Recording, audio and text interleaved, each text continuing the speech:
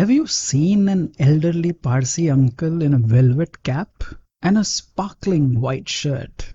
Or a Parsi auntie in an embroidered Gara sari, speaking in the sweetest voice? Maybe not in real life, but surely in films. Or perhaps you may know one of them. You have seen the Parsi community from the outside, but I want to introduce you to them through a Babaji's eyes.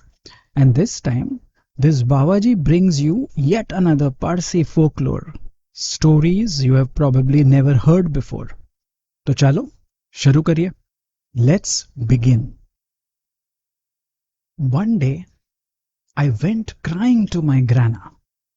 Granna was feeding Shirin, Patrani Machi, with her own hands. Patrani Machi is a beloved Parsi delicacy. Fish wrapped in green chutney and banana leaf, steamed to perfection, especially made for weddings and celebrations. Granna placed a piece of the fish in my mouth. I kept eating while crying. I was upset with Changu, my cousin, not with the Patrani Machi, of course. While feeding me, Granna asked, "Varisu thayo?" She meant, what happened again? I told her that Jangu had pushed me for no reason, and instead of saying sorry, he made fun of me. Chokri ne kani rarech, chokri ne kani rarech. Cries like a girl, he said. Shirin, just 7 years old, stopped eating and said angrily in her lisping voice, "I never cry." The delicious smell of Patrani Machi pulled Jhangu into. Granna looked at him and said, "Say sorry to your brother." Jhangu refused. Then Granna said, "If you say sorry, I will tell you a story." I was a bit confused. What kind of a deal was this? But Jhangu agreed instantly. He said, "Sorry, brother," and joined us with Patrani Machi on one side and Granna's tail on the other. Granna started to narrate. Our ancestors, when they landed on the shores of Gujarat, settled in many villages. One of them was Variav, a beautiful and prosperous village by the banks of the river Tapi. We Parsis were primarily farmers and artisans. Through our hard work, we contributed to the growth of Variav. But the king of Ratanpur, who ruled over that region, couldn't tolerate our progress. He demanded a large portion from us in form of tax. We Parsis, proud of our labor, refused to give up our hard-earned wealth. The king, angered, sent soldiers to forcibly collect tax. The Parsis of Variav were law-abiding. But when it came to unjust taxes, they stood united in the protest. The king's soldiers were defeated and forced to retreat. This enraged the king even more. One day, he got word from his spies that all the Parsi men would be away in nearby village Tena for a religious gathering, Gambhar. He decided to launch a surprise attack on the village. The soldiers assumed the attack would be easy in the absence of the men. But they were stunned to see warriors on horseback, fully ready to defend their homes and fields. And who were these riders? The Parsi women of Variav. One Parsi woman said, "We cannot let years of hard work be destroyed by a tyrant." And the women, dressed in their husbands' clothes and armor, mounted horses and rode out to protect their pride.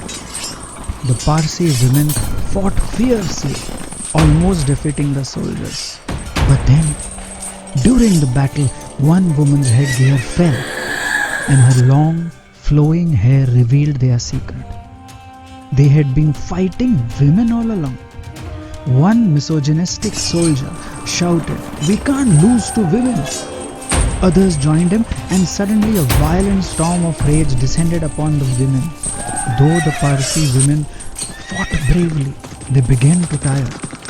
while the soldiers showed no mercy. In a heartbreaking act of courage and dignity, the remaining women chose to jump into the Tapi river, sacrificing their lives to avoid the dishonor of being slain by the enemy. But the massacre didn't end there. When the men returned from Gamba that night, the soldiers who had been lying in wait attacked them too.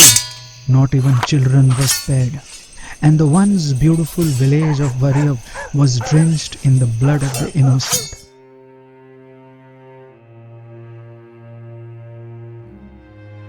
But to this day, the bravery of the Parsi women of Variav is remembered in special prayers at the fire temple in Navsari. Even Gujarati garbas, folk songs, and Lokgeet folk poems mention their heroic tale. My cousin Shirin asked Granna, "Those Parsi women of Variav must have been very brave, right?" Granna held her tiny hand and said, "Sometimes life throws you challenges and you have no choice but to face them head on." I asked Granna, "But the villagers didn't do anything wrong."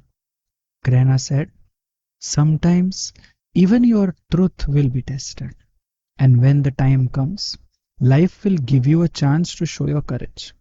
When that happens, remember, fight your battles like warriors. Because people may forget whether you won or lost, but they will never forget how you fought." Back then, Granna's words felt too big for my little mind. But as I grew up and gained life experience, I realized Granna was right. That was my Granna, my beautiful Granna. She never ran short of stories.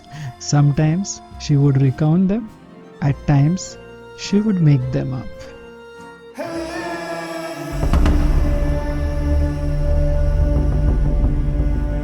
In every whisper of the wind, in every flicker of the sacred flame, lies a story long forgotten.